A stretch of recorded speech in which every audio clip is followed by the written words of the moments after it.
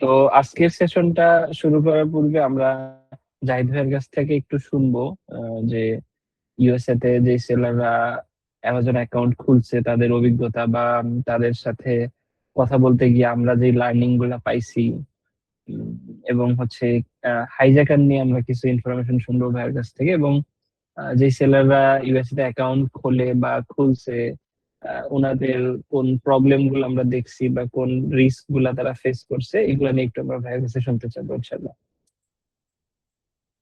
ভাই আপনি শুরু করতে পারেন।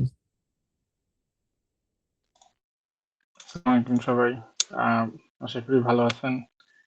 আম, আজকে যেহেতু অ্যামাজনের অ্যাকাউন্ট ওপেনিং নিয়ে আমাদের কথাবার্তা আর কি, তো আমরা জন্য চিন্তা করলাম যে ঠিক আছে আমরা তাহলে আম, কিছু এক্সপিরিয়েন্স শেয়ার করি যেটা হয়তো ফিউচারে আপনাদের আম, হতে পারে নাও পারে, বাট এগুলো মাথায় রেখে অ্যাকাউন্ট ওপেনিং বা অ্যাকাউন্টের প্রিপারেশন বা অ্যামাজনের প্রিপারেশনটা করলে দেখা যায় যে ফিউচারে অনেক কিছু বা অনেক প্রবলেম গুলো অ্যাভয়েড করা যায়। আম, যেমন যেমন একটা এক্সাম্পল যেটা এখনই রাকিব যেটা বললেন যে হাইজ্যাকার ইস্যুটা কেন হয়, কিভাবে হয়, আমরা নিজেরাও ফেস করছি এই জিনিসগুলো আর কি, আমাদের সেলাররাও ফেস করেন, কিভাবে অ্যাভয়েড করা যায়। আবার অ্যামাজন কোন জিনিসটাকে আমাদের মানে প্রবলেম গুলোকে আসলে আইডেন্টিফাই করে, কোনগুলোকে ওরা চাইলে ওরা হেল্প করতে পারে না, কোনগুলো হচ্ছে অ্যাকাউন্ট ওপেনিং করা মানে ওদের পলিসিতে হচ্ছে অ্যাপ্রুভ করা, তো ভবিষ্যতে এটা জিজ্ঞেস করলেও কোনো আসলে কাজে দেয় না। তো এগুলোর উপরেই আর কি ছোট একটা ব্রিফ দিয়ে আমরা শুরু করব, বাট এটা নিয়ে যদি ভবিষ্যতে কখনো কোশ্চেন থাকে অবশ্যই ওটা নিয়ে আলাপ করা যাবে, অসুবিধা নেই। তো অ্যাকাউন্ট অ্যামাজনে আমরা সবাই জানি যে সেলার সেন্ট্রালে আমরা অ্যাকাউন্ট ওপেন করতে পারি, ইভেন বাংলাদেশ থেকে করা যায়। আম, সে স্ট্যান্ডার্ড প্রসিডিওর গুলো একটা থাকে, বাট দেখা যায় যে ইন্ডিভিজুয়ালি প্রত্যেকটা সেলারের কিছু কিছু ইউনিক সিনারিও ক্রিয়েট হয়। তো আমরা এভাবে শেয়ার করি যে প্রত্যেকটা সেলার যারা সেলস করতে যান অ্যামাজনে, তাদের সিনারিও ডিফারেন্ট হবে। এবং দেখা যায় যে স্ট্যান্ডার্ড কিছু থাকে, বাট ইন্ডিভিজুয়ালি যে সিনারিও গুলো আসে ওগুলো আবার ওয়ান বাই ওয়ান রিজার্ভ করলে অ্যাকাউন্ট ওপেনিং খুব একটা বিগ ইস্যু হয় না বাংলাদেশ থেকে আর কি। অনেকেই ভালো ভালো করে ব্যাখ্যা করতেছেন। তো অনেকে দেখা যায় যে বাংলাদেশে আমাদের যে পাসপোর্ট বা আদার ডকুমেন্ট দিয়ে এলএলসি করে তারপরে তারা ইউএসএ তে ব্যাংক অ্যাকাউন্ট করে আপনি ওপেন করে, অনেকে সরাসরি ওপেন করে, অনেকে হয়তো কাউকে পার্টনার নিয়ে ওপেন করে। বাট প্রত্যেকের ওপেনিং এর পরে যে জার্নিটা শুরু হয় অ্যামাজনের প্রোডাক্ট রিসার্চ করা বা প্রোডাক্ট আপনার অ্যামাজন এফবিএ তে পাঠানো অথবা এফবিএ সেল করা। তো দেখা যায় যে অ্যাকাউন্ট ওপেনিং এর শুরুতে একটা অ্যামাজন ২ থেকে ৩ মাসের একটা বুস্টিং পিরিয়ড আপনার হেল্প করে। এটা লিস্টিং এর ক্ষেত্রেই করে। বাট এটা অনেক সময় একেকজনের এক্সপেন্সটা একেক রকম মানে আসছে আরকি। তো দেখা গেছে যে কারো খুব ভালো বেনিফিট দিছে, কারো হয়তো কোনো বেনিফিট দেয়নি।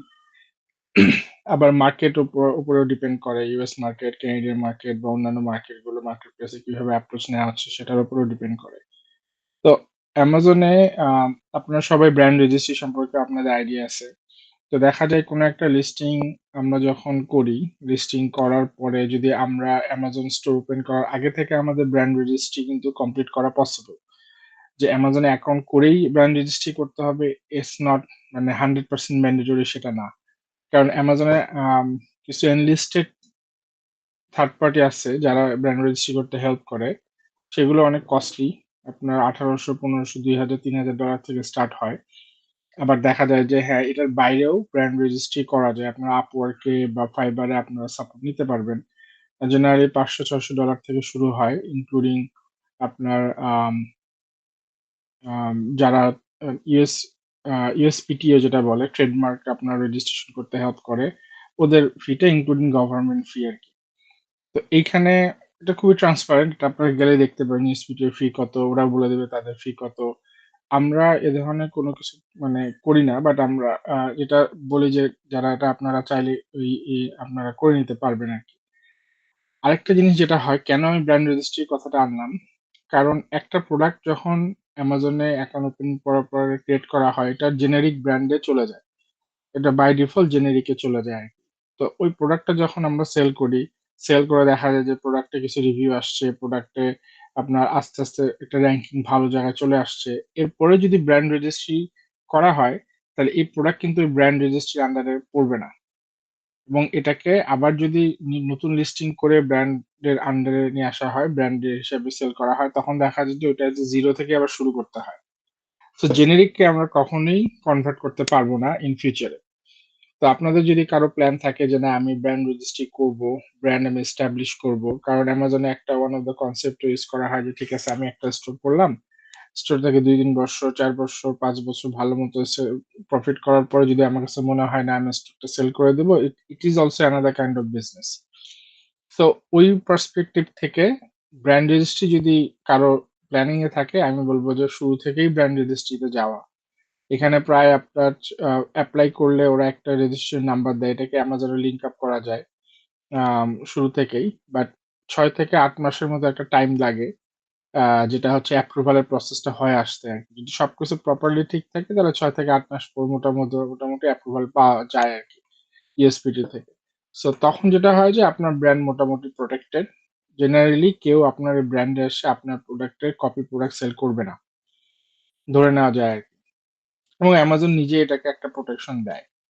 কিন্তু যদি কোনো কারণে আপনি একটা প্রোডাক্ট সেল করেন, খুব ভালো করেন, ব্র্যান্ড রেজিস্ট্রি না করেন, তাহলে যখন একজন সেলার অ্যাকাউন্ট ওপেন করে টার্মস অ্যান্ড কন্ডিশন এর মধ্যে এটা দেওয়া থাকে অ্যামাজনে যে এই প্রোডাক্টটা যখন আমি লিস্ট করব দ্যাট মিনস এই প্রোডাক্টটা আমি বাদে এনি অ্যামাজন আদার সেলার ওটা সেল করতে পারবে। এটা অ্যামাজনকে অথরিটি দিয়েই অ্যামাজন সেলার অ্যাকাউন্ট করতে হয়। এটা ছাড়া মানে টার্মস অ্যান্ড কন্ডিশন এ দেখবেন ছোট, ছোট ইয়াতে আপনি এটা পড়লেই পেয়ে যাবেন। যেটা অলরেডি তাদেরকে অথরাইজেশন দেওয়া হয়ে গেছে। যে আমি যেকোনো প্রোডাক্ট সেল করলে সেটা যদি ব্র্যান্ড প্রোটেকশন না থাকে তাহলে any seller can sell the product. এইটারই সুযোগ নেয় যেটা আপনার মেইনলি চাইনিজ বিভিন্ন সেলার আছে। তারা করে কি যখন আপনার দেখেন একটা প্রোডাক্ট তো জেনারেলি মেজরিটি প্রোডাক্ট হয় চায়না থেকে সোর্স হয়। তো তাদের জন্য এটা অনেক ইজি। তারা লোকালি সোর্স করতে পারে। তো যেটা হয় যে একটা প্রোডাক্টের সেলার একটা ভালো প্রোডাক্ট মানে সে শুরু করলো। সে একটা প্রোডাক্টটাকে আস্তে, আস্তে সেলতে নিয়ে আসতে একটা জায়গায় দেখা গেল যে মাসে ৫০-৬০ পিস সেল হচ্ছে আরকি। ওই সময় এই যে যারা আছে চাইনিজ বিভিন্ন অরিজিনাল সেলার, ওরা করে কি এই লিস্টিং এর এগেইনস্ট এ আপনার দেখবেন আরেকটা লিস্টিং ক্রিয়েট করে। মানে এই লিস্টিং এ তারা ঢুকে যায় অনেকটা, এটাকে ওরা হাইজ্যাকিং বলে। তখন ওই সাইডে একটা অপশন ক্রিয়েট হয় যে আদার সেলার। তখন আপনার যে বাই বক্স কনসেপ্টটা আপনারা জানেন বা শিখবেন, তখন ওই কনসেপ্টটা মানে বলা যায় যে হচ্ছে লাইভে আসে। যে তখন যে যত কম প্রাইসে সেল করবে ওই লিস্টিং এর সেই সেলারই ওই সেলটা পাবে। তারটা উপরে থাকবে এবং দেখা যায় যে কোনো কাস্টমার তার কম দামেরটা রেখে বেশি দামেরটা কিনবে না। তো তারটাই মনে করেন সামনে আসে, তারটাই তখন সেলাররা একটা মানে সেলটা পায় আরকি। তো দেখা যায় যে একজন সেলার হয়তো $৫০ এ একটা প্রোডাক্ট সেল করার জন্য শুরু করলো। যেমন আমরা যদি আমাদের জুয়েলারি এক্সাম্পল বলি, আমাদের জুয়েলারি জেনারেলি আপনার $৪০-৬০ রেঞ্জে সেল হয়। তো একজন সেলার যদি ধরেন $৫০ রেঞ্জে একটা প্রোডাক্ট সেল করার জন্য লিস্ট করলো, তার মেসেজ কার্ড জুয়েলারি যে আপনার হয়তো আস্তে, আস্তে সে মনে করেন যে অর্গানিক ট্রাফিক বা এড রান করে একটা জায়গায় নিয়ে গেল যে তার একটা রেগুলার সেল হচ্ছে। তো এখন দেখা যাচ্ছে যে এই প্রোডাক্ট গুলা যেহেতু আপনার চায়না থেকে সোর্স করা পসিবল, সেহেতু দেখা যায় যে এখানে আপনার হাইজ্যাকাররা খুব সুন্দর করে এই লিস্টিং এর এগেইনস্ট এ যেহেতু আপনি $50 সেল করতেছেন। কারণ আপনার এখানে অ্যাড রান আছে, আপনার ইনভেস্টমেন্ট আছে, আপনার টাইম আছে সবকিছু। সে দেখা যাবে যে এটা যদি সে $45 এ দিয়ে দেয় বা $49 $1 ও যদি কম দেয়, তার লিস্টিংটা উপরে চলে আসবে। মানে তার সেলস এর যে স্টোরের যে সেলসটা তখন ওই লিস্টিং এ উপরে চলে আসবে এবং আপনার সেকেন্ডে চলে যাবে। মানে বাই বক্সটা সে পেয়ে যাচ্ছে। তখন দেখা যাচ্ছে যে, যে কাস্টমার কিনতেছে সে সেলটা কিন্তু ওই চাইনিজ যে হাইজ্যাকার তার কাছে চলে গেল। এখন আপনি যদি অ্যামাজনে কমপ্লেইনও করেন, অ্যামাজন কখনোই বলবে না যে, "না, I cannot remove" কারণ আপনি যদি বলেন intellectual property it doesn't matter যদি বলেন ট্রেডমার্ক বা ডিজাইন আমার কপিরাইটেড কোনো কিছু অ্যামাজন এটাতে ওরা অ্যালাও করবে না আরকি। কারণ আমরা নিজেরাই এই জার্নিটা পার করে আসছি। এজন্য আমি বলতে পারতেছি। এটা হচ্ছে ব্র্যান্ড রেজিস্ট্রি না করা থাকলে। আর যখন ব্র্যান্ড অ্যাপ্রুভাল 100% আপনার থাকে, অথরাইজেশন সবকিছু রেডি থাকে, তখন জেনারেলি হাইজ্যাকাররা আসে না। কারণ তখন আপনি ট্রেডমার্ক আপনি এপ্লাই করতে পারবেন। ইনফ্রিজমেন্ট এর জন্য আপনি ওখানে অ্যামাজনকে আপনি বলতে পারবেন। তারা তাদেরকে রিমুভ করে দেবে। তো তো এই কারণে দেখা যায় যে হাইজাকাররা খুঁজি যে কোনগুলো রেজিস্টার্ড করা নাই বা ভালো সেল করতেছে তাদের জন্য, তাদের গুলাতে তারা আসলে লিস্ট করে প্রোডাক্ট গুলো সেল করে।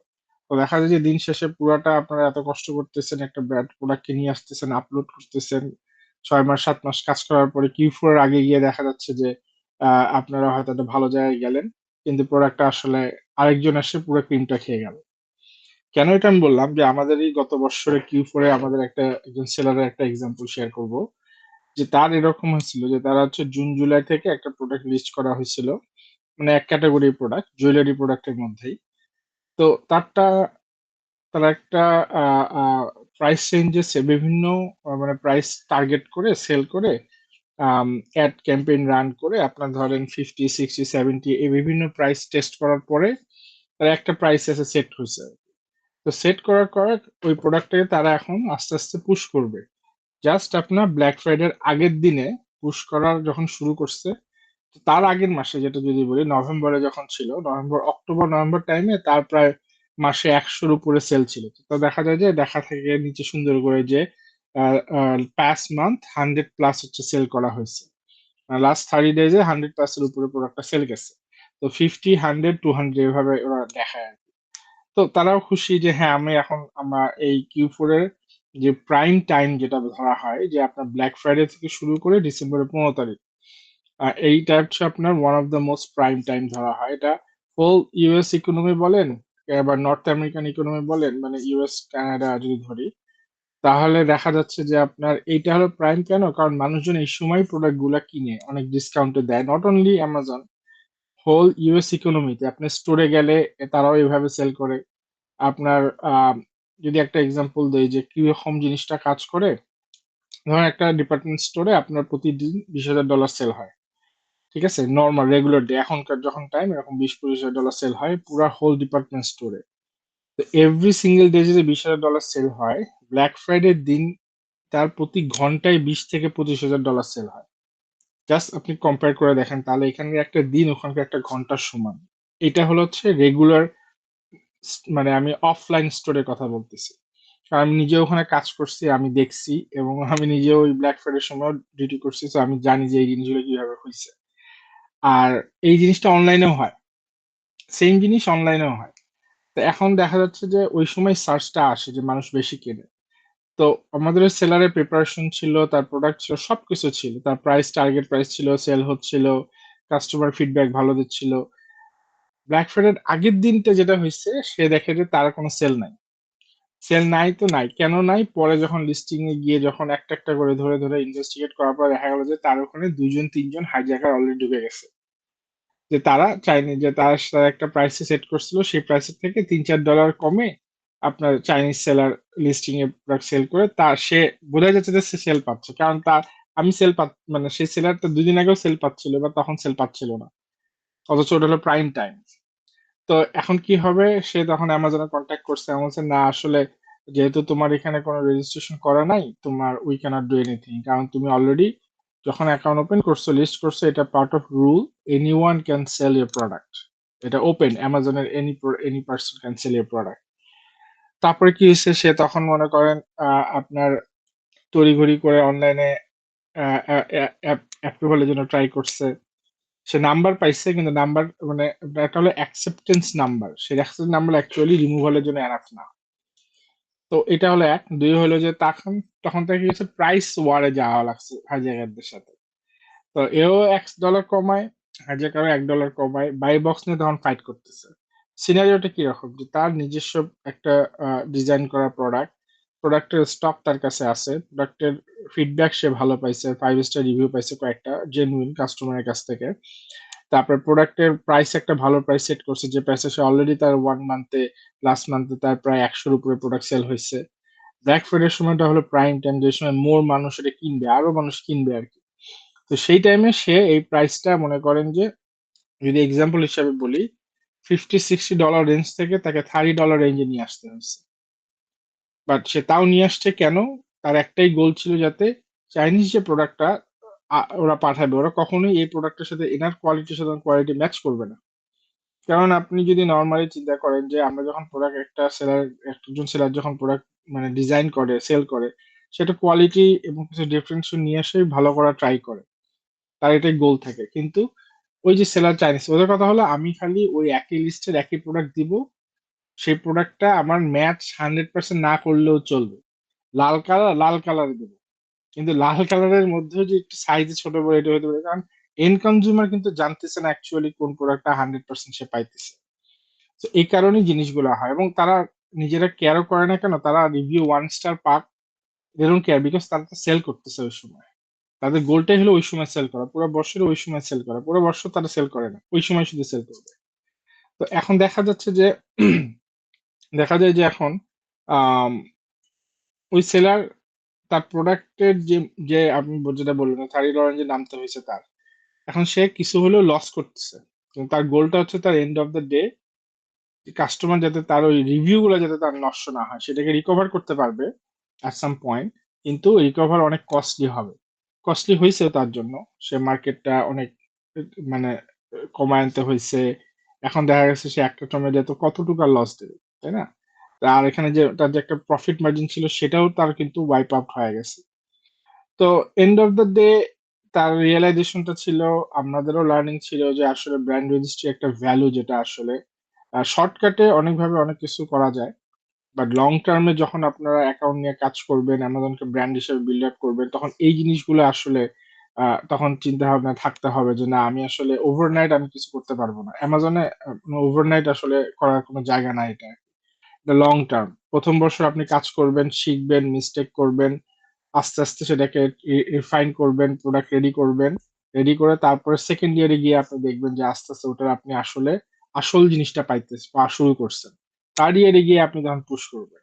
কেন আমি বললাম যে first second year third year, কারণ আপনার কিউ ফোর গুলো যদি আপনার তো বছরে একবারই আসে, সিজন গুলো আর কি, বাট হোল ইয়ারে সবকিছুই আপনার কিউ ফোর এ যে বুস্ট হয়েছে। তো এটা এই এক্সপেরিয়েন্স গুলো শেয়ার করার উদ্দেশ্যটা, যখন আপনারা অ্যাকাউন্ট নিয়ে কাজ করবেন, অ্যাকাউন্ট নিয়ে আপনারা চিন্তা ভাবনা করবেন, আহ, তখন এই জিনিসগুলো মাথায় রাখতে হবে কি আপনারা তখন প্ল্যান করতে পারবেন যে আপনি হ্যাঁ ফিউচারে কি কি প্রবলেম হইতে পারে, সেটাকে আমি এখনই কিভাবে অ্যাভয়েড করতে পারি। প্রবলেমে পড়ে অ্যাভয়েড করার থেকে প্রবলেম আগেই অ্যাভয়েড করাটা স্টেপ নেওয়া ভালো, যাতে আমার ওই প্রবলেম গুলো ওই সময় না আসে আর কি। তো আমি এই পর্যন্ত রাখি, খুব বেশি লং করতে চাচ্ছি না। আর আর আপনাদের যখন আপনার অ্যাকাউন্টের পরে রিভিউতে গেলে বা অ্যাকাউন্ট ওপেনিং এর ইয়াতে গেলে, তখন আরো হয়তো আরো কিছু জানতে পারবেন আপনারা। Rakib, back to you.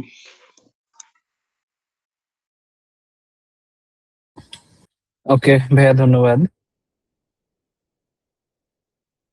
তো আমি আমার সেশন শুরু করি। আমি একটু স্ক্রিন শেয়ার দিই, আমার স্ক্রিনটা দেখা গেলে জানাবেন ইনশাআল্লাহ।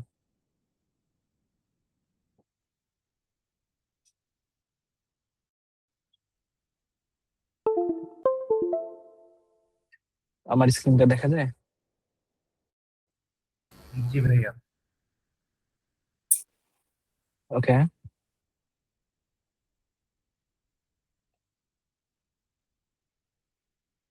একটা সেকেন্ড।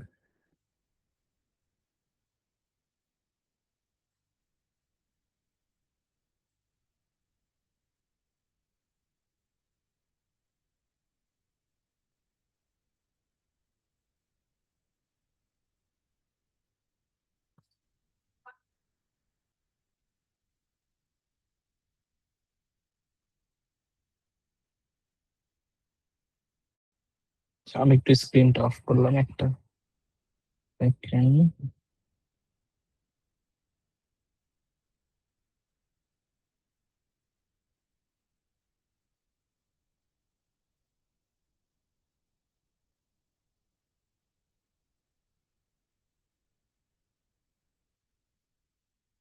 আমার স্ক্রিন দেখা যাচ্ছে?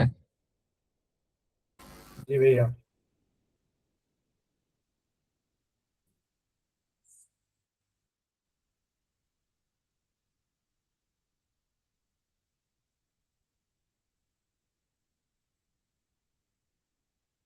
ওকে, ঠিক আছে। তো আমরা আজকের সেশনটার এই স্লাইডগুলো শুরু করার আগে আমরা গত সপ্তাহে যে সেশনটা নিছিলাম ওইটার কিছু জিনিস রিক্যাপ করার চেষ্টা করব, এবং পাশাপাশি আপনাদেরকে আরেকটা জিনিস স্মরণ করে দিব যে আমরা ওই সেশনটা শেষ করার সময় কিছু হোমওয়ার্ক দিছিলাম। তো যেই হোমওয়ার্কের কেউ এখন পর্যন্ত কিছু দেয় নাই যদিও বা, তো হয়তো আপনারা কেউ হয়তো করার সুযোগ পান নাই। বাট আমি এগেইন কোশ্চেন করার চেষ্টা করব যে আপনারা কি কেউ এই জিনিসগুলা করছিলেন, যে হোমওয়ার্ক গুলো আমরা দিছিলাম এজ লাইক যে অ্যামাজনে এজ এ সেলার কিছু প্রোডাক্ট ব্রাউজ করা, তারপরে আপনি আসলে কিভাবে শুরু করতে চাচ্ছেন এটা নিয়ে একটা প্ল্যান করা, এইগুলা কি কেউ করতে পারছিলেন? যদি কেউ করেন একটু হাত তুলিয়েন প্লিজ।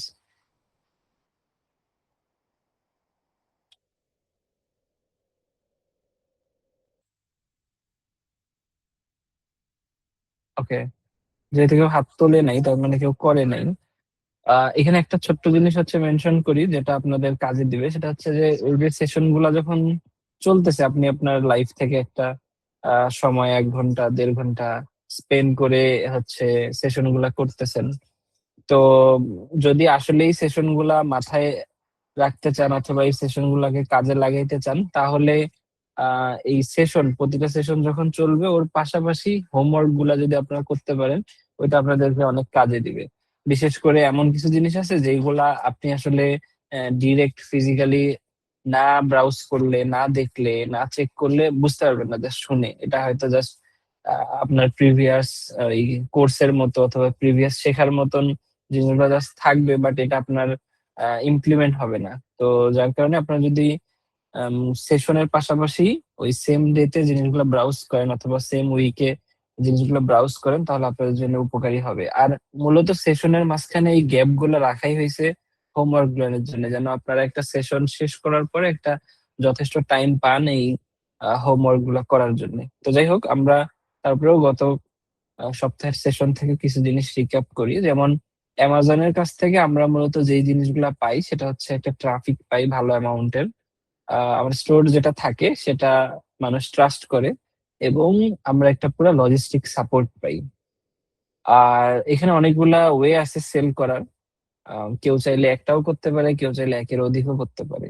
আর আমরা গত সপ্তাহে যেটা আলোচনা করছিলাম যে এফবিএ এবং এফবিএম, তো এই এফবিএ দিয়ে শুরু করা অথবা এফবিএম দিয়ে শুরু করা কোনোটাই পার্মানেন্ট না। আপনি চাইলে একসাথে দুইটাই করতে পারেন, অথবা কোনো একটা দিয়ে শুরু করে আপনার আহ এই প্রাথমিক পর্যায়টা কাটায় উঠে তারপরে আপনি আবার বড় পর্যায়ে যাইতে পারেন, মানে বিগার লেভেলে হচ্ছে ইনভেন্টরিতে স্টক করতে পারেন। তো যেটা ইচ্ছা আপনার সুবিধা মনে হয় ওইটা আপনি করতে পারেন। আর এখানে জিনিসগুলো একদম আমরা অনেস্ট থাকার চেষ্টা করছি, যে একটা $25 প্রোডাক্ট সেল করলে আপনার কয় টাকা প্রফিট থাকবে, আলটিমেট প্রফিট, এবং এইটাও আসতে কিরকম সময় লাগবে, এবং আমরা কোন এক্সপেকটেশন গুলো রাখবো না, এই জিনিসগুলো নিয়ে আমরা গত সেশনে কথা বলছি। তো আজকের সেশনে আমরা হচ্ছে যে জিনিসগুলো কভার করার চেষ্টা করব, আমরা দেখবো যে এমন কোন জিনিসগুলো যেটা আপনার রেজিস্ট্রেশন করার পূর্বে আপনার আহ মাথায় রাখা উচিত। রেজিস্ট্রেশন বলতে আমি বুঝাইছি যে অ্যামাজনে একটা অ্যাকাউন্ট খোলার পূর্বে আপনার মাথায় রাখা উচিত।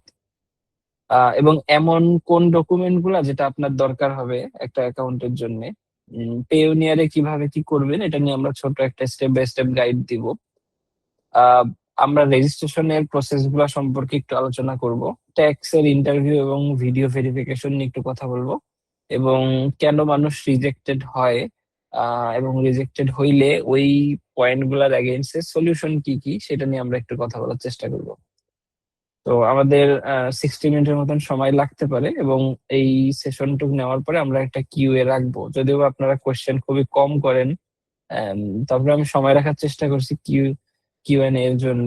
তো যদি আপনাদের কোশ্চেন থাকে আজকের সেশনে, সেই ক্ষেত্রে তো আমরা ইনশাল্লাহ অ্যান্সার গুলো দেওয়ার চেষ্টা করব। তো সেশন শুরু করার পূর্বে কয়েকটা জিনিস আমরা একটু মাথায় নেই।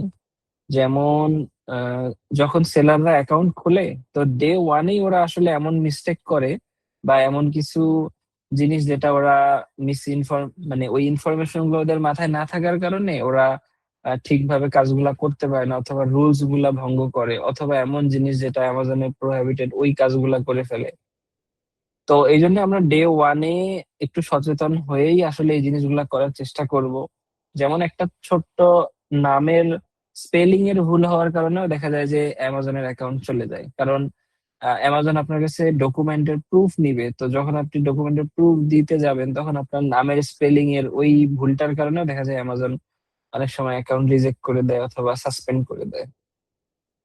আচ্ছা, আর যখন আপনি একটা অ্যাকাউন্ট খুলবেন, খোলার পরে যে কোনো সুবিধা অসুবিধায় পড়বেন, জিনিসটা এমন হবে না যে আপনাকে একদম আপনি প্রবলেমে পড়ার সাথে সাথেই অ্যামাজন চলে আসছে আপনাকে হেল্প করতে, অথবা অ্যামাজনের সাপোর্ট টিম ইমিডিয়েট সময়ের মধ্যেই, মানে ওই সময়ের মধ্যে আপনাকে চলে আসছে হেল্প করতে, এরকম হবে না।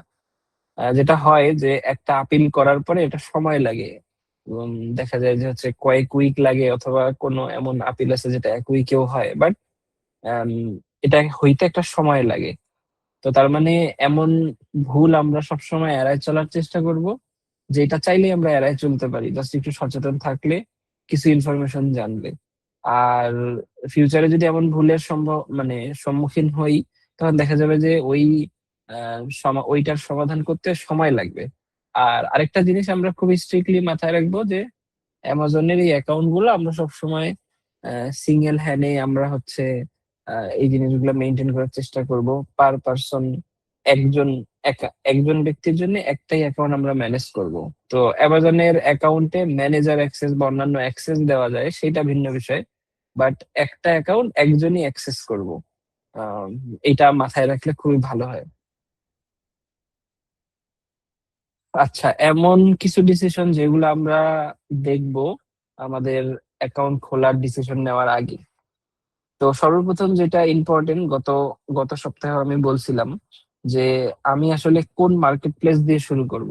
অ্যামাজনের আসলে কয়েকটা মার্কেট প্লেস আছে, ধরেন যেমন ইউএসএ, অস্ট্রেলিয়া, কানাডা, ব্রাজিল, আহ, মেক্সিকো, আরো কি কি আছে, যাই হোক।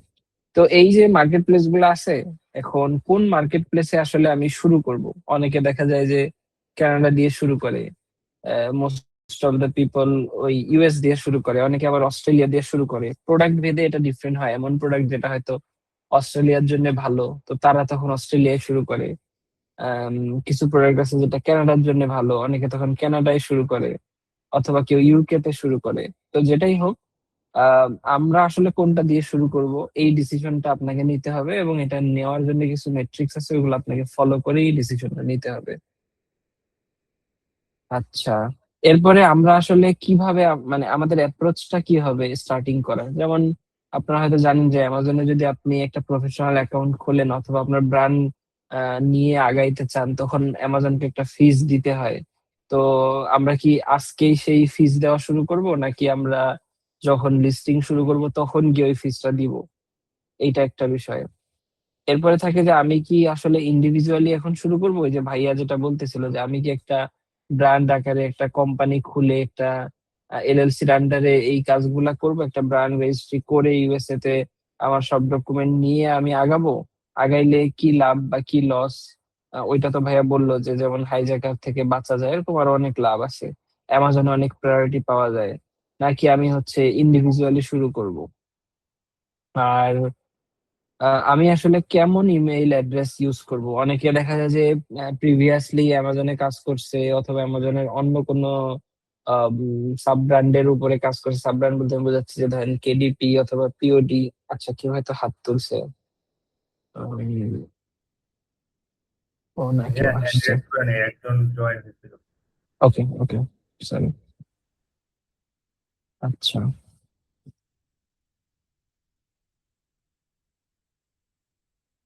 তো আমরা সবসময় এটা চেষ্টা করব যে আমরা একটা ফ্রেশ ইমেল ইউজ করার, যে ইমেলটা দিয়ে আমরা আগে কোনো কিছু করি নাই, আগে অ্যামাজন রিলেটেড কোনো কিছু করা হয় নাই, এরকম আমরা একটা ইমেল ইউজ করার চেষ্টা করব। কারণ এইটা আমার অ্যাকাউন্টের জন্য খুবই গুরুত্বপূর্ণ। এইটার আন্ডারেই দেখা যাবে আমার অ্যাকাউন্টের অন্য জিনিসগুলো থাকবে, যার কারণে আমরা চেষ্টা করব যে একটা ইমেইল নতুন করে খোলার, অথবা একটা ফ্রেশ ইমেইল, বিজনেস ইমেইল হলে ভালো হয়। আমরা ওই ইমেইলের আন্ডারে অ্যাকাউন্টটা খোলার চেষ্টা করব। আর আমরা অবশ্যই এটা ম্যানেজ করার চেষ্টা করব যে আমি যেই পার্সনটা, এই পার্সনেরই অ্যাকাউন্ট খোলার, একটা অ্যাকাউন্টের আন্ডারে একটা পার্সনের জন্যই জিনিসটা ম্যানেজ করা, এবং সবসময় এই রুলসটা ফলো করার। আমরা দেখা যায় যে আমরা অনেক সময় অনেক রকমের সমস্যার সম্মুখীন হই অ্যামাজনের অ্যাকাউন্ট নিয়ে। তো আমাদের প্রথম কথাই থাকে যে অ্যামাজন আমাদের অ্যাকাউন্টটা নষ্ট করে দিল। বাট অ্যামাজনের সাথে আসলে আপনার ব্যক্তিগত কোনো রেষারেষি নাই, বা ব্যক্তিগত কোনো সমস্যা নাই যে অ্যামাজন আপনার অ্যাকাউন্টটা ধরে সাসপেন্ড করে দিবে। অবশ্যই আপনি অ্যামাজন এমন কোন রুলস বানায় রাখছে যেটার বিপরীতে আপনি কিছু করছেন, অথবা আপনি এমন কিছু করছেন যেটা হয়তো আপনি বুঝতে পারেন নাই যে এটা করলে অ্যামাজন সমস্যা করে।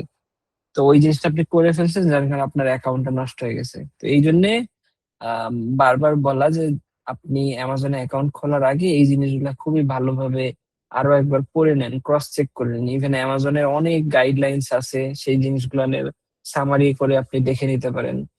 জাস্ট আপনি এআই কে বললে এআই আপনাকে ওই রুলস গুলোর সামারি বলে দিবে। এখন তো এই জিনিসগুলো আরো ইজি। একটা সময় ছিল যখন ওই ওদের রুলস গুলো একটা একটা করে ধরে ধরে চেক করতে হইতো, অথবা অন্তত চোখ বুলাই নিতে হইতো জানার জন্য। কারণ সবসময় তো কেউ এমন থাকবে না আপনাকে এই পুরা রুলস গুলা বলে দিবে বা বুঝাই দিবে। তো এখন আরো ইজি হয়ে গেছে, আপনি রুলস গুলা খুবই ইজিলি মাথায় বসায় নিতে পারেন। ওকে, আচ্ছা, একটা সেকেন্ড।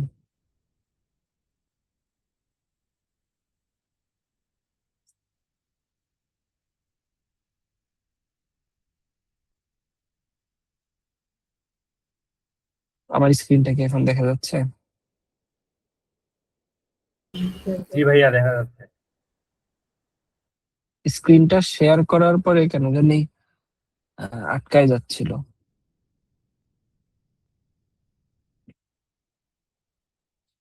তো বাংলাদেশ থেকে অ্যাকাউন্ট খোলার বিষয়ে যেটা বলি, যে আমাদের সাথে যেই সেলারদের অ্যামাজন অ্যাকাউন্ট নিয়ে কথা হয় অথবা কথা হয়েছে প্রিভিয়াস টাইমে, ওনারা সবাই ইউএস থেকেই অ্যাকাউন্ট গুলা খুলছে এবং ইউএস এর আন্ডারে অ্যাকাউন্ট গুলা ম্যানেজ করে। তো বাংলাদেশ থেকে অ্যাকাউন্ট করা যায়, এটা একটা স্ট্যান্ডার্ড প্রসেস। বাট জাহিদ ভাই যেটা বললো যে আসলে পার্সন ভেদে সিনারিও গুলা ভিন্ন হয়। এক এক জনের ক্ষেত্রে এক এক রকমের ইস্যু রেইজ হয় এবং এক একজন সেটাকে এক এক ভাবে সলিউশন করে। অ্যামাজনও এক একজনকে এক এক ভাবে সাপোর্ট দেয়। বাট একটা স্ট্যান্ডার্ড জিনিস হচ্ছে এটা যে আপনার একটা আইডেন্টিটি লাগবে, যেটার আন্ডারে আপনার হয়তো ভ্যালিড পাসপোর্ট দিয়ে করাটা বেস্ট হয়, অথবা আপনি ন্যাশনাল আইডি কার্ড দিয়েও করতে পারেন। আপনার একটা ব্যাংক স্টেটমেন্ট লাগবে, এবং আপনি অ্যামাজন থেকে আসলে কিভাবে টাকাটা রিসিভ করবেন এটা আপনার লাগবে। তো এই তিনটা জিনিস হয়ে গেলে আপনি শুরু করতে পারবেন। এর পরের ধাপে আবার অনেকগুলো জিনিস থাকে। পরের ধাপ বললে ভুল হবে, যেটা মানুষ আগেই করে ফেলে অনেকে, যেমন একটা ব্র্যান্ড রেজিস্ট্রি করে অ্যামাজনের সেই ব্র্যান্ড রেজিস্ট্রিটা কানেক্ট করে, যেন সে একটা ব্র্যান্ডের এগেইনস্টে যেই ফ্যাসিলিটিস গুলো অ্যামাজন দেয় সেই ফ্যাসিলিটিস গুলো নিতে পারে। তো দুইটা কাজ, একটা হচ্ছে একটা সেলার অ্যাকাউন্ট খোলা, আর একটা হচ্ছে একটা ব্র্যান্ড রেজিস্ট্রি করে সেটাকে ওই সেলার অ্যাকাউন্টের সাথে কানেক্ট করা। এতে করে হয় কি যে আপনি একটা ব্র্যান্ডের আন্ডারে থাকলেন এবং আপনি ব্র্যান্ড রিলেটেড যে সুযোগ সুবিধাগুলো আছে সেগুলো অ্যামাজন থেকে নিতে পারলেন। কারণ ওই যে ভাই একটু আগে বলতেছিল যে আপনি as a individual without brand যদি গিয়ে আপনি কাজ শুরু করে দেন, তখন আম, আপনার প্রোডাক্টটা ইন জেনারেল যে কেউ নিয়ে সেল করতে পারবে এবং আপনি হাইজ্যাকের শিকার হবেন, যার কারণে দেখা যাবে যে আপনি আসলে আলটিমেটলি ওখানে কুলায় উঠতে পারবেন না। এবং একবার হাইজ্যাকের শিকার হইলে এটা থেকে আসলে বের হয়ে আসাটাও অনেক টাফ। এবং আপনি যেদিন হাইজ্যাকের শিকার হবেন ওই দিন যদি গিয়ে এই ডিসিশন নেন যে আমি এখন ব্র্যান্ড রেজিস্ট্রি করব বা এখন আমি প্রসেস গুলা শুরু করব, তো প্রসেস গুলা দেখা যায় যে কমপ্লিট হইতেই 3 মাস 6 মাস, ভিন্ন ভিন্ন দেশ অনুযায়ী, যেমন কানাডায় আরো বেশি সময়, এরকম ভিন্ন ভিন্ন সময়ের উপরে বেস করে দেখা যাবে যে এটা অনেক লেন্দি একটা প্রসেস। তো এই জন্য আমরা মাথায় রাখবো যে আমরা আসলে কিভাবে করতে চাই ওই প্ল্যানটা আমরা নিজেরাই ফিক্স করব। এবং এইটা শুধুমাত্র চিন্তা করলেই হবে না, এটা আবার একটা ফিনান্সিয়াল বিষয়। যে ধরেন আপনি যখন এই ডিসিশনটা নিবেন যে আমি একটা অ্যাকাউন্ট ব্র্যান্ড রেজিস্ট্রি করব, তখন এক ধরনের খরচ হবে। ব্র্যান্ড রেজিস্ট্রি ছাড়া করলে এক ধরনের খরচ হবে। আবার অ্যামাজন থেকে ব্র্যান্ড রেজিস্ট্রি করলে এক ধরনের খরচ, অ্যামাজনের বাইরে ফাইবার আপওয়ার্ক থেকে ব্র্যান্ড রেজিস্ট্রি করলে এক ধরনের খরচ। তো এই জিনিসগুলো আমরা মাথায় রাখলে আমাদের জন্য সুবিধা হবে ইনশাল্লাহ।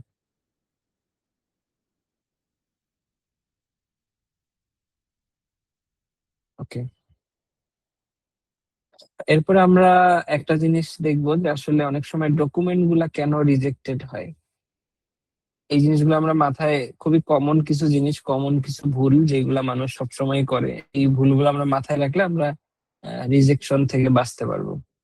যেমন দেখা যায় যে আহ, নামের স্পেলিং গুলা ভুল হয়, অথবা অনেক সময় এটা হয় যে সে খুলছে এক নামে এবং ডকুমেন্ট দিচ্ছে আরেক নামের, অথবা সে জাস্ট খোলার সময় তো মন চাইছে খুলে ফেলছে, বাট সে যখন তার মানে আমি আমার নিজের নামেই খুলছি, বাট খোলার সময় তো আমি জাস্ট রাকিব আহমেদ লিখে খুলে ফেলছি, বাট আমার ডকুমেন্টে আমার নামটা ভিন্ন লেখা অথবা স্পেলিংটা ভিন্ন লেখা। তো তখন গিয়ে একটা রিজেকশন এর সম্ভাবনা থাকে। এরপরে দেখা যায় যে হচ্ছে ইউটিলিটি বিলটা নিয়ে দেখা যায় আমাদের একটা কমন প্রবলেম থাকে। সেটা কি, যে ইউটিলিটি বিলটা তো থাকে আসলে আমাদের প্যারেন্টস দের নামে। অনেকে যারা আমরা এখনো বাসা বাড়ি করি নাই, তাদের দেখা যায় যে প্যারেন্টস দের আন্ডারে ওই ইউটিলিটি বিলটা আসে। আবার অথবা অনেকে যারা ভাড়া থাকে বাসায়, তো তাদের তো থাকে হচ্ছে ওই বাসা মালিকের নামে। এটা একটা প্রবলেম হয়। তো আমরা যদি হচ্ছে ব্যাংক স্টেটমেন্টটা দিয়ে মানে ব্যাংক স্টেটমেন্টটা দিয়ে ওই জায়গায় ডকুমেন্টের যে কাজটা সেটা পূরণ করতে পারি, তাহলে দেখা যায় ইউটিলিটি বিলটা লাগে না। আহ, আর আবার অনেক সময় ব্যাংক স্টেটমেন্টের ক্ষেত্রেও একটা আমি সমস্যা দেখছি, সেটা হচ্ছে যে 3 মাসের যখন আপনি ব্যাংক স্টেটমেন্ট দিচ্ছেন, ওই সময় আপনার ব্যাংক থেকে সিল দিয়ে দেয় না। ইভেন আমি নিজে যখন একটা সময় ফ্রিল্যান্সার ছিলাম, ওই সময় আমি নিজে ওই প্রবলেমটা ফেস করছিলাম। আমার কাছে 3 মাসের ব্যাংক স্টেটমেন্ট চাইছে, আমি দিয়ে দিছি, বাট দেখা গেছে যে ওইখানে ব্যাংকের সিল ছিল না। ব্যাংকেরই ডকুমেন্ট, বাট ব্যাংকের সিল ছিল না, ওরা প্রথম ধাপে সিল দেয় নাই, তখন ওটা রিজেক্ট করছে। তখন আমি আবার সিল আমার নাম সহ ওখানে নিয়ে গেছি, ওইটা আবার কাজে দিছে। তো এই এই জিনিসগুলো একটু খুবই সচেতন থাকিয়ে করলে, যেইগুলা করলে সমাধান হবে ওগুলো আগে থেকেই করে ফেলা ভালো। যে ব্লাঙ্ক স্টেটমেন্ট বলতে বোঝাচ্ছে ওদের স্টাম্প ওয়ালা ওই সিল দেওয়া, ওইটা না নিয়ে আমি জাস্ট ফটোকপি বা কপি একটা নিয়ে দিয়ে দিলাম, ওইটা দেওয়ার থেকে আমরা এই জিনিসগুলো করে দিব। এতে করে আমরা একটা সেফ জোনে থাকবো। এরপরে দেখা যায় যে অনেকে 180 দিনে মানে 3 মাসের জায়গায় আরো পুরাতন স্টেটমেন্ট দেয়। এটা একটা প্রবলেম হয়। অথবা 3 মাসের জায়গায় 1 মাসের স্টেটমেন্ট দেয়, এটাও একটা প্রবলেম হয়। আবার অনেকে দেখা যায় যে মোবাইল ব্যাংকিং এর স্ক্রিনশট নিয়ে দিয়ে দেয়, এটা একটা প্রবলেম থাকে। আমরা অফিসিয়াল পিডিএফটা নেওয়ার চেষ্টা করব। অনেক ব্যাংকে আছে যে এই, অনেক ব্যাংকে কি সব ব্যাংকে হয়তো আমি শিওর না, বাট আমি যেটা এক্সপিরিয়েন্স করছি সেটা বলতেছি, যে ব্যাংক থেকে এই ব্যাংক স্টেটমেন্ট নেওয়ার সময় ওরা একটা চার্জ নেয়, ওই চার্জটা দিয়ে দিলে ওরা একটা অফিসিয়াল ডকুমেন্ট দেয়। তো এটা আপনি আপনার ব্যাংকের যে কোনো ব্রাঞ্চে চলে গেলেই প্রিন্ট আউট করে নিতে পারবেন। আর অ্যাড্রেসের ক্ষেত্রে আমরা অনেক সময় ভুল করি, যে দেখা যায় আমরা অ্যাড্রেস যেটা দিছি সেই অ্যাড্রেসটা ঠিক হচ্ছে না, অথবা ক্যারেক্টার যেটা দিচ্ছি ওটার সাথে আমাদের যে ডকুমেন্ট দিছি ওটার সাথে স্পেলিং এর অনেক অমিল। নামের মধ্যে স্পেলিং এর এরর না হইলেও মোস্ট অফ দ্য কেসে দেখা যায় অ্যাড্রেসের মধ্যে গিয়ে স্পেলিং এর এরর হয়ে আছে। তো এই জিনিসগুলো আমরা মাথায় রাখবো, তাহলে দেখা যাবে আমাদের ডকুমেন্ট গুলা খুব সুন্দরভাবে অ্যাপ্রুভ হবে, রিজেক্ট না হয়। আর অ্যামাজনে অ্যাকাউন্ট অ্যাপ্রুভ হওয়ার পরে সুবিধা অসুবিধা আরো অনেকগুলো আছে। অ্যামাজনের অ্যাকাউন্টের রিস্ক ম্যানেজমেন্ট নিয়ে আমরা দরকার হয় অন্য সময় কথা বলবো, এই 8টা সেশনের বাইরে। ওটা নিয়ে আমরা আলাদা, আপনাদের যদি জানার আগ্রহ থাকে ওটা নিয়ে আমরা পার্ট বাই পার্ট কথা বলবো। কারণ অ্যামাজনের অ্যাকাউন্টের ওই হেলথ ঠিক রাখাটাই আপনার এইখানে একটা বড় জিনিস, কারণ এটাই আপনার ব্র্যান্ডের সবকিছু। ব্র্যান্ডের সবকিছু বলতে এরকম যে এটার কম বেশি হওয়ার কারণে আপনার উপরে রিস্ক আসে, অথবা আপনি ভালো করেন। তো এটা মেনটেন করাটা খুব জরুরি, ওটা জানাটাও খুব জরুরি মেনটেন করার জন্য। তো যাই হোক, এখন যখন একবার অ্যামাজনে অ্যাকাউন্ট হয়ে যাবে, তারপরে আপনার চিন্তা থাকবে যে আমি সেল করে কিভাবে টাকা আনবো। টাকা আনার পার্সপেক্টিভ থেকে এটা খুবই ইজি। আপনি একটা পেওনিয়ার অ্যাকাউন্ট খুলবেন, ওইটাতে আপনার অ্যাড্রেস ভেরিফাই করার পরে আপনাকে একটা রিসিভিং ইউএসডি অ্যাকাউন্ট দিবে। ওখানে কয়েকটা অ্যাকাউন্ট থাকে, তার মধ্যে একটা থাকে যে হচ্ছে রিসিভিং ইউএসডি অ্যাকাউন্ট। ওই ইউএসডি অ্যাকাউন্টের ডিটেলসটা আপনি আপনার সেলার সেন্টারে বসায় দিলে অ্যামাজন যখন যখন আপনার টাকা উইথড্রর সময় হবে ওইটাতে উইথড্র করে দিবে ডিরেক্ট। তো আমরা এটা করতে পারি, যারা পেওনিয়ারের পরিবর্তে অন্যান্য আরো যেগুলো আছে সেগুলো ইউজ করেন সেটা দিয়েও করতে পারি। এটা ইজি হয়, অথবা কমনলি এটা মানুষ ইউজ করে, যার কারণে এটাই আমি মেনশন করছি।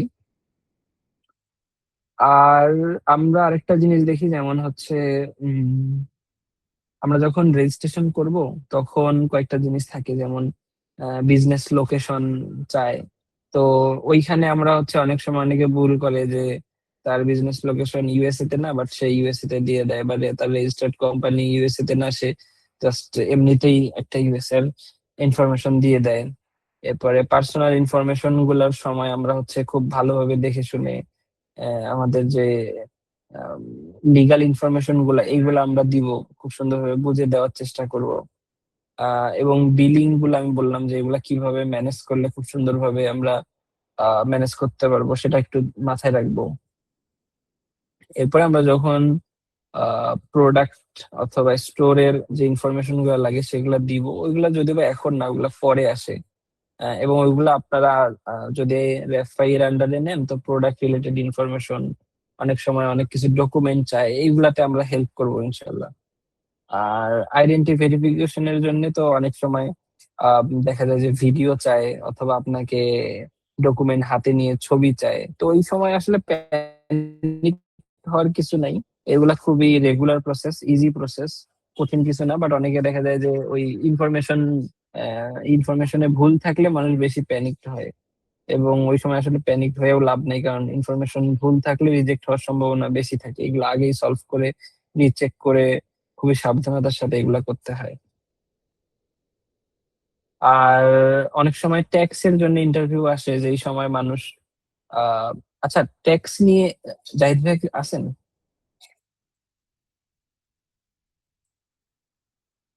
হ্যালো। হ্যাঁ, আমি আছি। আচ্ছা ভাইয়া, যদি একটু ট্যাক্স নিয়ে বলতেন তাহলে ভালো হতো, ট্যাক্স এর বিষয়টা।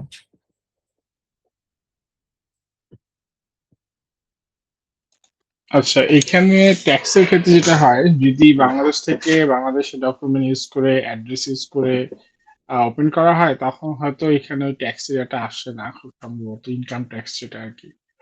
বাট যখন এলএলসি ওপেন করা হয় ইউএসএ তে, তখন দেখা যায় যে একটা ট্যাক্সের কমপ্লায়েন্স এখানে কাজ করে। যেমন একটা কোম্পানি যখন রেজিস্টার করা হয় ইউএসএ তে, তখন ওটার এগেন্সে যখন ব্যাংক অ্যাকাউন্ট ওপেন করা হয়, ইআইএন নাম্বারটা নেওয়া হয়, তখন যেটা হয় ট্যাক্সের, ধরেন আমরা কেউ যদি ওপেন করে 2026-এ, এটা ট্যাক্সের জন্য টাইম পাবে নেক্সট ইয়ারে 2027-এর মিড এপ্রিল পর্যন্ত। এটা হচ্ছে স্ট্যান্ডার্ড টাইম, তার মধ্যে ফাইল করতে পারবে। আর যখন সেটাকে এক্সটেনশন যদি করা যায়, এক্সটেনশন করে অক্টোবর পর্যন্ত টাইম পাবে ট্যাক্সটাকে ফাইল করার। তো ট্যাক্স যখন ফাইল করে তখন ইআইএন গুলা হচ্ছে আপনার, মানে আইআরএস তখন ইস্যু করে। আইআরএস হচ্ছে ইউএস এর ট্যাক্স কালেকশন রেভিনিউ অথরিটি আর কি, ইন্টারনাল রেভিনিউ। তো ওরা ট্যাক্স কালেকশন করে ইআইএন নাম্বারে ওরা মানে অ্যাক্টিভ রাখে এবং বলে দেয় যে হ্যাঁ, এটা আসলে কোনো ডিউ নাই, বা এটাতে প্রপারলি সব ট্যাক্সেবল আপ টু ডেট করা আছে আর কি। তো এগুলো দেখা যায় যে রিফ্লেক্ট করে, আপনার অ্যামাজন বলেন, অন্যান্য মার্কেট প্লেস বলেন, সেগুলো তো রিফ্লেক্ট করে যে হ্যাঁ, কোনগুলো অ্যাকাউন্ট আসলে ট্যাক্স দেওয়া হয়েছে। এখানে ট্যাক্স মানে এরকম না যে ট্যাক্স হইলেই দিতে হবে, সেটা না। এখানে কিছু নিয়ম আছে যে ট্যাক্স ওদের ফাইল করতে হয়। যদি ইনকাম জিরো হয়, তারপরেও ফাইল করে জানাতে হয় যে আমার ইনকাম জিরো, আমার কোনো ট্যাক্স নাই। তো এইভাবে আসলে জিনিসটাকে ফাইল করাটা ইম্পর্টেন্ট, যে আমি আসলে ফাইল করছি, আমি জানাইছি আমার ইনকাম নাই, বা ইনকাম হয়েছে এত টাকা, সেটার কোনো ট্যাক্স হয় নাই, অথবা ইনকাম হয়েছে সেটার ট্যাক্স আসছে এত টাকা এবং আমি পে করে দিছি। তো এটা যখন দেখে যে আইআরএস যে আপনার ট্যাক্স ফাইল করা হয়নি, ওরা তখন যেটা করে, ওরা বিভিন্ন সেলার, মানে ওরা তখন এটাকে দিয়ে দেয় যে না, এগুলো আসলে কমপ্লায়েন্ট না। তখন এগুলো ব্যাক এন্ডে রিফ্লেক্ট করে, যে অ্যামাজন বলেন বা ওয়ালমার্ট বলে অন্যান্যরা যখন দেখে যে তাদের যে কোম্পানিগুলো এলসি করা আছে, তাদের কোনগুলো কমপ্লায়েন্ট বা কোনগুলো কমপ্লায়েন্ট না, তখন যখন ওরা ব্যাক এন্ডে দেখে যে না, এই কোম্পানিগুলোর ইআইএন গুলো আসলে আপ টু ডেট না, এরা কোনো ট্যাক্স ফাইল করে নাই, তখন ওরা এগুলোকে আস্তে করে আপনার ডিঅ্যাক্টিভ করে দেয়। যে না, আমাদের আসলে, কিন্তু ওরা বলবে না কোনোদিন যে আমাদের আসলে ট্যাক্সের জন্য আমরা ইয়া করছি। ওরা বলবে যে আপনার কোনো রুল আপনি ব্রেক করছেন, এই জন্য আপনাকে আর আমরা মানে ডিঅ্যাক্টিভ করে দেওয়া হয়েছে। তো এখন দেখা যায় যে এই এই যারা বছরের পর বাংলাদেশ থেকে আছে অনেকে, যারা বছরের পর আপনার এলএলসি করছে, ব্যাংক অ্যাকাউন্ট করছে, তারা ট্যাক্সের টাইমে ট্যাক্স সাবমিট করতেছে, প্রপার ফাইল করতেছে, তারা কিন্তু বছরের পর বছর করে যাচ্ছে। ৫-৬ বছর তারা ব্যবসা করে যাচ্ছে, অ্যামাজনে ব্যবসা করে যাচ্ছে কোনো ইস্যু ছাড়া। তো এখন এটা হলো আপনার ওই ইয়ে, যারা বিজনেস লং টার্মে করতে যায়, তাদের জন্য এটা আসলে মানে ওরকম কোনো ব্যাপারই হয় না আরকি। কারণ আপনি ইনকাম করে তার উপরেই ট্যাক্সটা দিবেন। ইনকাম ছাড়া তো কেউ ট্যাক্সটা দিচ্ছে না, তাই না? আর এখানে ট্যাক্স যখন সাবমিট করা হয় তখন ইনফরমেশন তো দেওয়া হয় যে ঠিক আছে আমি এত টাকা কিনছি, আমার এত টাকা খরচ হয়েছে, এত টাকা আমার আদার খরচ গেছে, আমার প্রফিট আসছে 0। সো এই জিনিসগুলা 0 মানে প্রফিট কত আসছে তার উপরেই তো ট্যাক্সটা হচ্ছে। এর না যে সবসময় যে বাই ডিফল্ট তত টাকা ট্যাক্স। এইজন্য সবাইকেই সাজেস্ট করা হয় যে আপনারা ফাইল করেন, কমপ্লায়েন্ট থাকেন তাহলে এটার জন্য কোন ধরনের কোন ইস্যু ক্রিয়েট হবে না আরকি। ঠিক আছে রাকিব, এতটুকুই। ওকে, ওকে ভাইয়া, ঠিক আছে। তো আর ট্যাক্সের বিষয়গুলো নিয়ে হচ্ছে ভয় পাওয়ার কিছু নেই। আমরা অনেক সময় ট্যাক্সের শব্দ শুনলেই ভয় পাই। ভাই যেটা বললো যে আসলে এখানে আহ, আপনি যে সবসময় ট্যাক্স হবে এরকম কিছু না, এবং অ্যামাউন্ট নিয়েও চিন্তা করার কিছু নাই, কারণ আপনার ওটা সেলস এর উপরে ডিপেন্ড করতেছে, আপনার প্রফিটের উপর ডিপেন্ড করতেছে। এমন না যে আপনার 1 লাখ টাকা বিক্রি হয়েছে এটা পুরোটার উপরেই ট্যাক্স আসবে, এরকমও না। আবার আপনার বিক্রি হয়নি আপনার কাছে ট্যাক্স নেবে, এরকমও না। তো এটা নিয়ে আসলে ভয়ের কিছু নাই। আমরা খুবই লয়াল থাকার চেষ্টা করব, যেটা আসবে অ্যামাউন্ট ওইটাই আমরা পে করব। যদি পে করার হয় পে করব, না পে করার হলে ট্যাক্স ফাইল করে দিব, জিরো রিটার্ন না কি আছে সেটা সাবমিট করে দিব।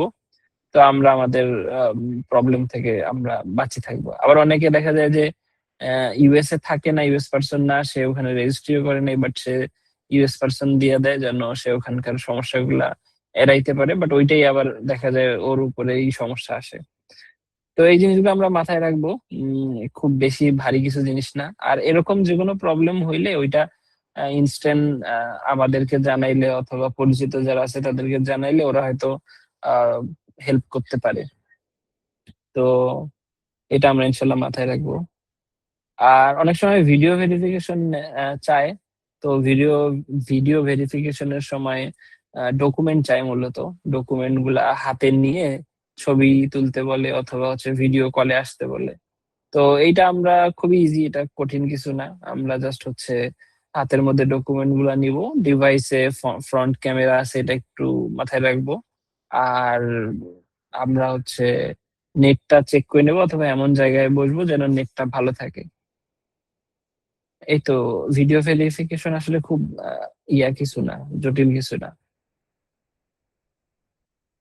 আর আমরা এই জিনিসগুলো একটু মাথায় রাখবো, যেমন আমাদের যখন কোনো অ্যাকাউন্ট খুলি তখন আমরা ভিপিএন দিয়ে খুলবো না। আমরা আমাদের ইন জেনারেল যে নেটের আন্ডারে আমরা কাজ করতেছি এটার আন্ডারেই আমরা কাজ করব। এবং আমরা হচ্ছে অন্য কারো নেট দিয়ে, অন্য কারো ডিভাইস দিয়ে করব না, নিজে যেই ডিভাইসটাতে কাজ করি ওইটাতেই করার চেষ্টা করব। এরপরে আমরা যেটা করব না যে হচ্ছে অন্য কারো কাছে অ্যাকাউন্ট কিনে, যে ধরেন অমুক ভাই অ্যাকাউন্ট বিক্রি করতেছে অ্যামাজনের, ওর অ্যাকাউন্টটা আমি কিনে নেই, কিনে নিয়ে ওটার আন্ডারে আমি কাজ করি। এই কাজ করার দরকার নেই। আপনি হয়তো ইমিডিয়েট বাস না খাইলেও সামনে গিয়ে এটার আন্ডারে আপনি প্রবলেম ফেস করবেন। অথবা আপনি আপনার ফ্রেন্ডের হয়ে অথবা রিলেটিভের হয়ে হচ্ছে রেজিস্ট্রেশন করবেন, মানে অ্যাকাউন্ট খুলবেন, এটাও করার দরকার নেই। যার অ্যাকাউন্ট তাকেই খুলতে দেন, সে নিজেই তার মতন করে তার ইনফরমেশন দিয়ে খুলে নেবে। আর অনেক সময় অনেক এজেন্সি থাকে, বাট এজেন্সির ক্ষেত্রে অনেক সময় মানুষ ভুল করে যে তাদেরকে সব ইনফরমেশন দিয়ে দেয় একদম, পাসওয়ার্ড টাসওয়ার্ড থেকে শুরু করে সবকিছু। এটা আমরা করব না। তাদের যে ইনফরমেশন গুলো দরকার যেগুলা দিয়ে তারা হচ্ছে করতে পারবে ওই জিনিসগুলাই শুধু শেয়ার করব। আর এই তো, এই জিনিসগুলো আমরা একটু মাথায় রাখলে এগুলো খুব আমারই বেশি কিছু জিনিস না। আর সবচেয়ে একটা ইম্পর্টেন্ট বিষয় যে কখনো যদি এরকম হয় যে কোনো কারণে রিজেক্ট হয়েছে অথবা হোল্ড করছে, তো আমরা কোন জিনিসগুলো মাথায় রাখবো? আমরা সর্বপ্রথম যেটা করব, ওরা আমাদেরকে যদি রিজেক্ট করে তো অথবা হোল্ড করে তখন হয়তো আমাদেরকে কিছু ডকুমেন্ট চায় অথবা আমাদেরকে কিছু জানায়। তো আমরা ওইটা আম, অনেক সময় না পড়েই ভয়ে বা অ্যামাজন এরকম একটা মেসেজ দিছে দেখেই আমরা হচ্ছে আপিল করে দিই উইদাউট রিডিং। তো আমরা একটু পড়ার চেষ্টা করব, আসলে বোঝার চেষ্টা করব কোথায় প্রবলেমটা হচ্ছে। এবং আমরা ওই প্রবলেমটাকে, যেটা মেইন প্রবলেম, অ্যাকচুয়াল প্রবলেম আর কি, যেটার কারণে রিজেক্ট হয়েছে অথবা হোল্ড হয়েছে, ওইটাকে সলভ করার চেষ্টা করব। এদিক ওদিক সবকিছু কারেক্ট না করে জাস্ট যেই প্রবলেমটা হয়েছে ওইটাকে আমরা ফিক্স করার চেষ্টা করব। আর যদি আপিল করারও হয় ওইটাকে আমরা একটু বুঝে শুনে ভালোভাবে লিখে, শর্টে লিখে, বুঝার মতন করে লিখে আমরা হচ্ছে ইয়া করব। বাংলাদেশ থেকে অনেক সময় দেখা যায় যে 4-5 বার সরি লিখে দিয়ে দিছে, বা আমি এরকম করব না, বা আমি ভালো ডকুমেন্ট দিচ্ছি, এরকম না। একটা প্রফেশনাল শর্ট হচ্ছে আপিল করলে অনেক সময় ওরা সলভ করে। অনেক সময় কি, মোস্ট অফ দ্য টাইমই দেখা যায় যে আপিল করলে আপনি যদি ঠিক থাকেন, আপনার ইনফরমেশন যদি ঠিক থাকে, তাহলে ওরা সেটা ঠিক করে দেয়। উম, এবং আরো একটা ভেজাল হয়, যেটা আমরা ধরেন আপিল করার পরে আমরা একদম ধৈর্য হারা হয়ে যাই যে কেন এটা একদিন হয়ে গেল এখনো কেন ঠিক হচ্ছে না, আমরা আবারও আপিল করি, অথবা আবারও নতুন কিছু লিখে পাঠাই। তো এরকম করার দরকার নেই। ওদের একটা উইন্ডো থাকে, আপনার আপিলটা পাওয়ার পরে ওরা ওইটাকে রিভিউ করার জন্য ওদের একটা উইন্ডো থাকে। ওইটুক সময় ওদেরকে দিতে হবে ওটা চেক করার জন্য, বা আপনার যে প্রবলেমটা আপনি ফেস করতেছেন ওটা ঠিক করার জন্য। আর সুবিধা অসুবিধা যেটাই হয় না কেন, ওটা আপনি গ্রুপে জানাইলে, অথবা আমাদের ফেসবুক গ্রুপ আছে, হোয়াটসঅ্যাপ গ্রুপ আছে এখন আপনাদের জন্য, তো এগুলাতে জানাইলে ইনশাল্লাহ ওইখানেও আমরা উম, যদি ওইটা আমাদের মাথায় থাকে ইনশাল্লাহ আমরা ওটা সলভ দেওয়ার চেষ্টা করবো, অথবা জেনে জানানোর সুযোগ থাকলে পরিচিতদের থেকে জেনে জানাবো ইনশাল্লাহ। আর অ্যাকাউন্টের হেলথ, এই জিনিসগুলো মেনটেন করার জন্য আমরা যেমন যে কাজগুলো করব, আমরা 2 স্টেপ ভেরিফিকেশন অন রাখতে পারি। ইভেন সিকিউরিটি রিলেটেড আরো যে স্টেপ গুলো আছে এগুলো আমরা ঠিক করে রাখতে পারি। আমরা একটাই ডিভাইস, একটাই কানেকশন ইউজ করার চেষ্টা করব, কনসিস্টেন্সি মেনটেন করে। এটাই আমরা মেনটেন করার চেষ্টা করব। আর আমরা মাঝে মাঝে সেলার সেন্ট্রালের এই যে হেলথ রিলেটেড জায়গাটা চেক করব, যে কোনো সুবিধা অসুবিধা যদি থাকে অ্যামাজনে ওইখানে নোটিফিকেশন পাঠায়, যে তোমার অ্যাকাউন্টটা এখন রিস্কে আছে, অথবা এই সুবিধা হয়েছে, অথবা এই ডকুমেন্ট দাও। ওইটা আমরা চেক করলে আমরা ইনশাল্লাহ ওইটা দিয়ে দিতে পারবো। আর যখন আমরা কোনো ডকুমেন্ট দিব, অথবা আগে যে ডকুমেন্ট দিছি অমুক তমুক, এগুলো সবই একটা জায়গায় রাখার চেষ্টা করবো, কারণ একই ডকুমেন্ট অনেকবারও লাগতে পারে। আর সবচেয়ে ইম্পর্টেন্ট বিষয়, আপনি আপনার লগ ইন ইনফরমেশন, যেটা আমরা কখনো করি না, তারপরে বলে রাখতেছি যে এটা আমরা কখনোই কাউকে শেয়ার করব না। এটা খুব ইম্পর্টেন্ট একটা বিষয়। আপনার অ্যাকাউন্টের অন্য কেউ অ্যাক্সেস পেয়ে গেলে দেখা যায় যে আপনার অ্যাকাউন্টটা আসলে রিস্কের মধ্যে থাকে। আহ, এখন আপনার অ্যাকাউন্ট যদি ভেরিফাই করে ফেলেন, তাহলে আপনার সাপ্লাই চেইন অলরেডি রেডি আছে, এটা নিয়ে আপনার আর প্যারা নিতে হবে না। আপনি জাস্ট লিস্টিং এ ফোকাস দিবেন এবং কাজ করা শুরু করবেন। তাহলে মাঝখানে ব্যারিয়ারটা শুধু এটাই যে একটা অ্যাকাউন্ট করা এবং অ্যাকাউন্টের যে ডকুমেন্টস আছে, মানে অ্যাকাউন্টস এর যে ফর্মালিটি আছে, ফর্মালিটি পূরণ করার পরে আপনার আসলে আর কোনো প্যারা নাই। আপনি যাবেন এবং সেলস এ ফোকাস দিবেন। বিহাইন্ড দ্য সিন বাকি জায়গাগুলোতে হেল্প করার জন্য আমরা আছি। যেমন আমাদের রেডি টু গো প্রোডাক্টস আছে, যেটার ক্যাটালগ আমরা আপনাদেরকে দিয়ে দিব, অথবা আপনার চাইলে refy.com এ ঢুকলে আপনার ওই ক্যাটালগ গুলা দেখতে পারবেন, যে অ্যামাজনে আপনি আসলে কোন জিনিসগুলো নিয়ে কাজ করতে পারবেন আমাদের থেকে হেল্প নিয়ে, বা আমাদের থেকে প্রোডাক্ট নিয়ে। এরপরে আপনারা যদি কেউ প্রাইভেট লেভেলে করতে চান, সেটাও পসিবল। অথবা আপনারা যদি আমাদের ওয়্যার হাউসকে এজ আ এফডিএম হিসেবে ইউজ করতে চান, সেটাও আমরা সাপোর্ট দিতে পারি। অথবা কেউ যদি এখান থেকে এফবিএ তে প্রোডাক্ট পাঠাতে চান, ওইখানেও আমরা হেল্প করতে পারি। তো এক কথায় আপনি আপনার হচ্ছে অ্যাকাউন্ট রেডি করার পরে আপনার অন্যান্য জিনিস বিহাইন্ড দ্য সিন, যে লজিস্টিক বা অন্যান্য সাপোর্ট গুলো আছে, এগুলো রেডি। আপনি জাস্ট হচ্ছে অ্যাকাউন্ট ক্রিয়েট করে আপনার লিস্টিং এর কাজ শুরু করে দিলে আপনি সামনের প্রসেস গুলোতে আগায় যেতে পারবেন।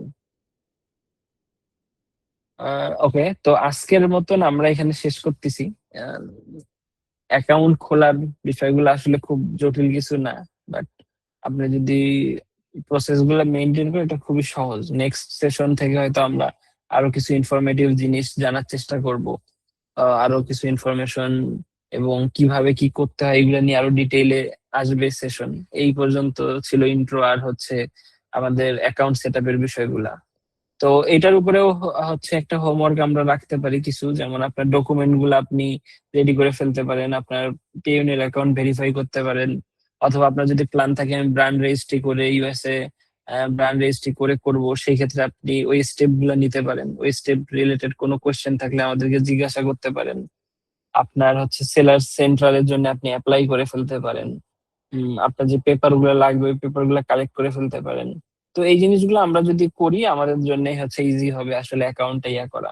এখনো খুব দেরি হয় নাই। যারা এমনিতে কাজ করতে চাচ্ছেন, যারা হচ্ছে ডকুমেন্ট করে কাজ করতে চাচ্ছেন, তারাও হয়তো একটু সময় নিয়ে শুরু করতে পারেন, অথবা এখন শুরু করে দিলেও ডকুমেন্ট গুলো হয়ে যেতে পারে নেক্সট 1-2-3 মাসে।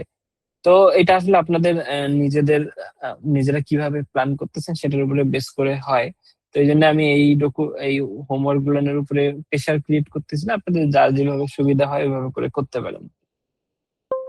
ওকে, তো আমরা এখন আছি হচ্ছে সেলার সেন্ট্রাল বা অ্যামাজনে অ্যাকাউন্ট কিভাবে খুলবো এটা নিয়ে। আমরা নেক্সট সেশনের মধ্যে আমরা প্রোডাক্ট রিসার্চ, নিশ রিসার্চ, ট্রেডমার্ক নিয়ে কিছু কথা, এবং এই যে আজকে ভাইয়া যে হাইজ্যাকের স্টোরি গুলা শোনাইলো এটা নিয়ে একদম অন স্ক্রিন আমরা এটা স্ক্রিনের মধ্যে আমি আপনাদেরকে দেখায় বোঝানোর চেষ্টা করবো ইনশাল্লাহ। তো আজকের সেশনটা আমাদের এই পর্যন্তই শেষ হচ্ছে। জাস্ট এখন আমরা একটা কিউ এর জায়গা রাখবো। আপনাদের যদি কারো কোনো কোয়েশ্চেন থাকে আমাকে বলতে পারেন, আমি ওই কোয়েশ্চেন গুলো অ্যান্সার দেওয়ার চেষ্টা করব। তো কারো কোনো কোয়েশ্চেন থাকলে জাস্ট একটু হ্যান্ড রেজ করবেন ইনশাল্লাহ।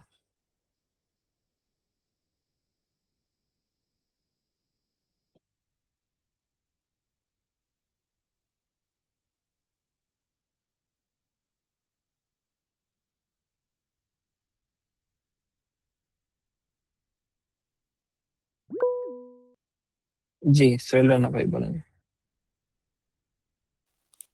আসসালামু আলাইকুম ভাই। ওয়ালাইকুম আসসালাম।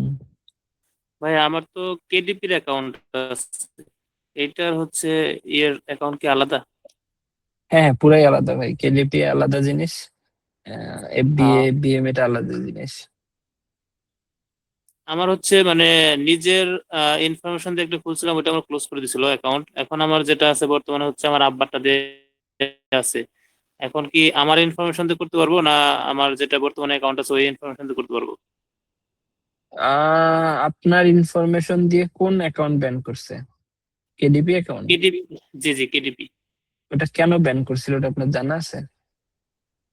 জি ওইটা আমি হচ্ছে টাইটেলে ভুল করছিলাম, এজ রেঞ্জে ওখানে ভুল করছিলাম, এই কারণে আমার ওটা ক্লোজ করে দিচ্ছি। মানে এটা কি আপনি ইয়ার কথা বলতেছেন যে আপনি একটা প্রোডাক্টের মধ্যে, মানে আপনার একটা বইয়ের মধ্যে সমস্যা হওয়ার কারণে অ্যাকাউন্ট ক্লোজ করছে? জি জি জি। বইয়ের মধ্যে সমস্যা হলে তো অ্যাকাউন্ট ডিরেক্ট ক্লোজ করবে না, আপনার ব্লক করবে আগে, বইটা ব্লক করে দিবে। আপনার অ্যাকাউন্ট ক্লোজ করার রিজনের মধ্যে বইয়ের এজ রেঞ্জের এটা কোনো আসলে সমস্যা হওয়ার কথা না। আপনার অ্যাকাউন্ট ইনফরমেশনের মধ্যে কোনো মিসলিড হওয়ার কারণে আপনার অ্যাকাউন্ট ওরা হচ্ছে ব্যান করছে। যদি আপনার বই রিলেটেড কোনো সমস্যা হয়, অ্যাজ লাইক ধরেন আমার সেম এখানেও ধরেন অ্যামাজনের এফবিএম এও আপনার কোনো প্রোডাক্টে প্রবলেম থাকলে ইমিডিয়েট আপনার উপরে অ্যাকশন নেওয়ার আগে ওই প্রোডাক্টটা আগে ব্লক করবে, প্রোডাক্টটা হচ্ছে সাসপেন্ড, প্রোডাক্টটা অফ করবে আর কি। আপনাকে জানাইতেও পারে, নাও জানাইতে পারে, বাট অ্যাকাউন্টের যেই ইন্টারনাল ডকুমেন্ট বা অমুক তমুক জিনিসগুলো আছে এইগুলার ইস্যু হওয়ার কারণে মূলত অ্যাকাউন্ট সাসপেন্ড করে। এটা আপনার টাইটেলের সমস্যা হওয়ার কারণে কখনোই আপনার অ্যাকাউন্ট সাসপেন্ড করার কথা না।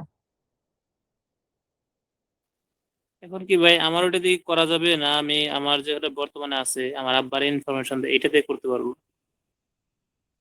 আহ এইটা আসলে আমি বলতে পারলাম না, এটা একটু আপনাকে পার্সোনালি রিসার্চ করে দেখতে হবে যে আসলে কোনটা করলে ভালো হয়। আচ্ছা ঠিক আছে ভাই, থ্যাংক ইউ। ওকে, আর কারো কোনো কোশ্চেন আছে? না থাকলে আমরা আপাতত ক্লোজ করে দিতে পারি।